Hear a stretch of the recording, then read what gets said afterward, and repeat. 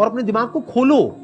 सिर्फ ये लाइफ नहीं है कि मैंने यहां से पढ़ाई करी, उसके बाद में मुझे जॉब लग गई तो मैं सक्सेस हूं, जॉब नहीं लगी तो मैं फेलियर हूं। अरे नहीं, वो समय गया। आज अनलिमिटेड ऑप्शंस हैं। फिर भी अगर हम ऐसी बात करते हैं तो इसका मतलब क्या है कि अभी हमारा दिमाग खुला नहीं है, दिमाग बंद है। कहते हैं ना, mind is like a parachute, it can't work unless it's open.